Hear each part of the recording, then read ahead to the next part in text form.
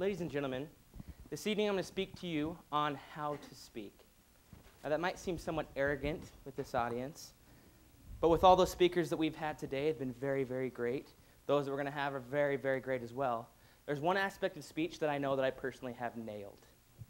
Something that I've had probably since I was born, and that specific thing is how to speak poorly.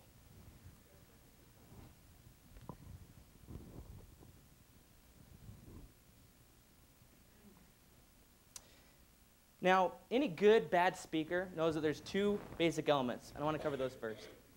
First is, make sure that you leave uncomfortable pauses where you forget the next thing you're going to say.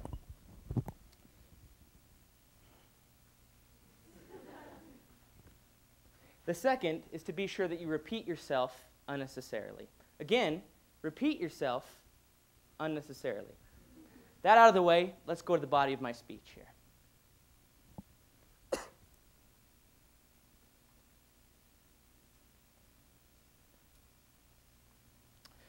We're going to talk about how to begin a bad speech. We're going to talk about the things you do during a bad speech. And we're going to talk about wrapping up a bad speech. First off, the pre-speech. There's a few elements to this that are important in any good, really bad speech. First is dress.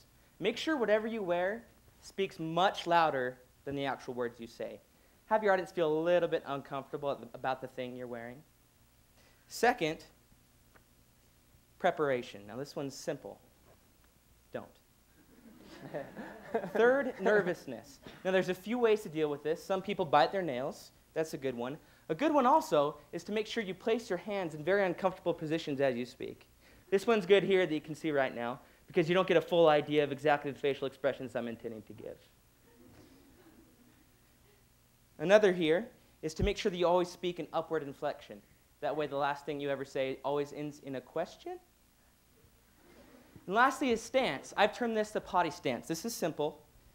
It goes step, tap, step, tap. Now, if you can do this while you're speaking, you've got another good start to a very, very bad speech. Moving on, beginning your speech is very, very important. There's a few elements here that you can begin a bad speech with. First is a quote. Make sure with your quotation that you're very, very vague. In fact, the more vague, the better, and don't include a reference. For example, and I quote, "I would not live forever because we should not live forever. Because if we were supposed to live forever, then we would live forever. But we cannot live forever, which is why I would not live forever." Close quote. Second is a statistic.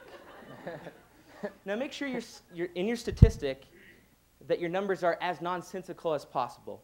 Did you know that 8 out of 5 dentists say that studying in the library is 6 bajillion times more effective than studying in your shower?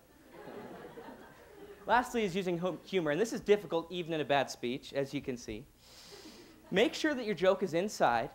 Make sure that you have to make them think about it. And then make sure you have to explain in great detail what you were joking about. And then point to someone in the audience and say, "This guy knows what I'm talking about." Now, body of the speech. In a bad speech, body is the least important part. So let's keep it very simple. A vague pop culture reference will do just fine for the entire body of your speech. Mention something about Charlie Sheen or something about the TV show Glee. In fact, if you're really, really pressed on time, just say the word Justin Bieber, and that can be the whole body of your speech. Now, in conclusion, in a poor speech, you want to make sure that you make this very short. And I'm serious about this one, okay? You need to make sure that you finish strong. What does that mean? What do I mean, finish strong? Finish strong means to leave your audience wanting more. For example, and that's if, thank you. That's it, right there. You just cut it off. Literally, the audience will be hanging on your very next word. Ladies and gentlemen, you now know how not